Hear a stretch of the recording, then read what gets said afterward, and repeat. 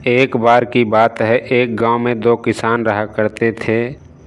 बड़ा भाई का नाम हीरा था, छोटे भाई का नाम मोती था। दोनों भाई एक साथ रहा करते थे। दोनों की शादी हो गई। छोटा भाई थोड़ा ज़्यादा पैसे वाला था और बड़ा भाई कम पैसे वाला था।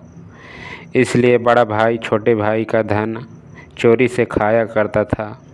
बड़ा भाई की पत्नी बोलती है अपने पति को, देखो छोटे भाई का धन चोरी से नहीं खाया जाता है, नहीं तो अगले जन्म भरना पड़ता है। तो बड़ा भाई नहीं मानता है, छोटे भाई का धन खाते रहता है चोरी से। और छोटे भाई को मालूम नहीं पड़ता है कि हमारा भाई हमारा धन हड़प रहा है, खा रहा है।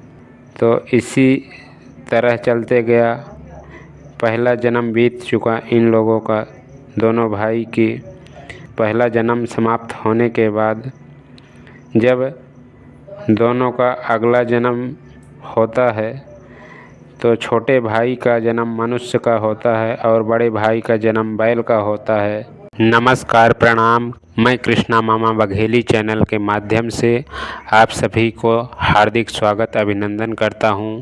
अगर आप चैनल में नए हैं तो चैनल को सब्सक्राइब कर लीजिए और वीडियो को लाइक कर दीजिए।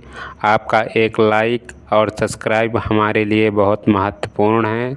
आप लोग कहानी के अंत तक ज़रूर बने रहिए। कहानी बहुत ही अच्छी है, बहुत कुछ सीख मिलेगी इस कहानी से। तो चलिए कहानी को चालू करता हूँ।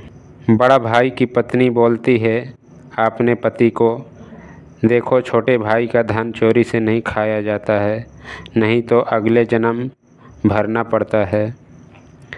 तो बड़ा भाई नहीं मानता है, छोटे भाई का धन खाते रहता है चोरी से। और छोटे भाई को मालूम नहीं पड़ता है कि हमारा भाई हमारा धन हड़प रहा है, खा रहा है। तो इसी तरह चलते गया। पहला जन्म बीत चुका इन लोगों का। दोनों का अगला जन्म होता है तो छोटे भाई का जन्म मनुष्य का होता है और बड़े भाई का जन्म बैल का होता है। मोती की बड़ी भाभी थी, उनका जन्म रानी का होता है। राजघराने में रानी बनती हैं। जब मोती का दूसरे जन्म में मनुष्य का जन्म होता है तो उनका नाम शोभा रखा जाता है। तो शोभा के घर में बड़े भाई का जन्म बैल का होता है। बड़ा भाई गाय का बछड़ा का जन्म लेते हैं। तो धीरे धीरे दोनों की उम्र बढ़ते जाती है। शोभा भी 10 साल के हो जाते हैं और वो बैल भी 8-10 साल का हो जाता है। शोभा अपने खेत में उस बैल को नाधने जाते हैं, जोतने जाते हैं खेत में। वो बैल नाटक करता है, खेत में चलने के लिए तैयार नहीं होता है, इधर उधर नाटक करने लगता है, भागने लगता है। तभी एक पालकी जा रही थी उस खेत के रास्ते से। उस पालकी में एक रानी बैठी हुई थी। वो रानी कोई दूसरी नहीं है, वो बड़े भाई जो हीरा थे उन्हीं की पत्नी है। दूसरे जन्म में वो रानी बनी और उसी रास्ते से जा रही थी। तो वो रानी ने देखी कि हमारे पिछले जन्म के पति की बहुत दुर्दशा हो रही है, बहुत परेशानी हो रही है, तो क्यों ना हम इनके कान में जाकर कुछ बोल दूं। तो चलने लगे। वो रानी पालकी खड़ी कराती है और जाती है उस बैल के पास और कान में जाकर बोल देती है धीरे से कि ये तुम्हारे छोटे भाई हैं, इनका धन तुम खा रहे थे चोरी से, तो मैं मना कर रही थी, नहीं माने तो भोगो इनका इस जन्म में, उरीन करो तभी तुम्हारा कल्याण होगा। ऐसा वो रानी बोलकर चली जाती है, पालकी पर बैठ जाती है। इधर बैल चलने लगता है, बैठने का नाम ही नहीं लेता है।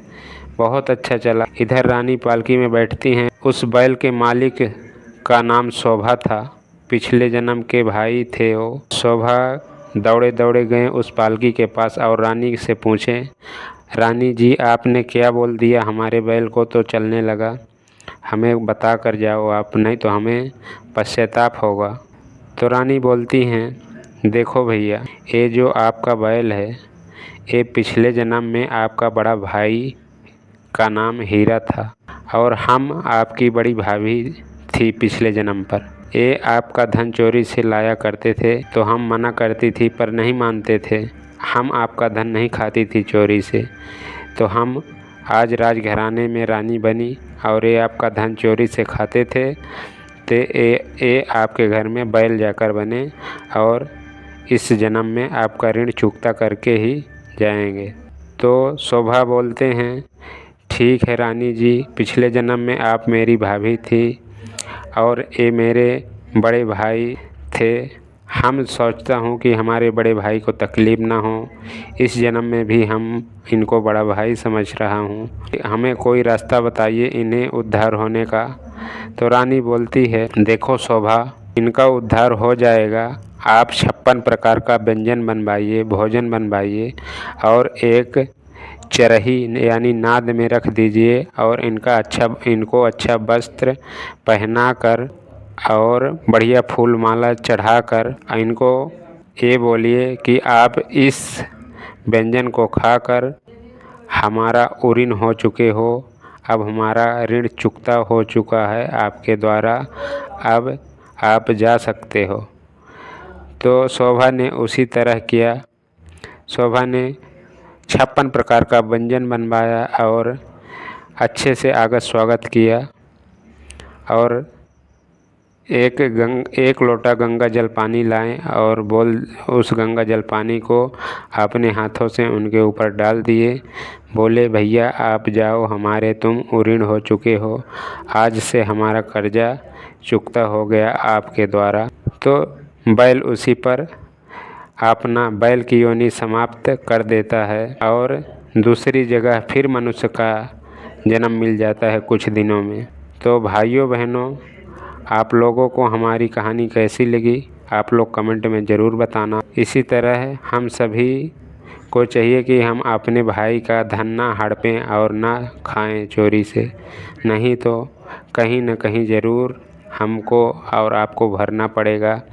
हम और आप नहीं देख रहे हैं, पर परमात्मा सबको देख रहा है, कौन क्या कर रहा है इस दुनिया में।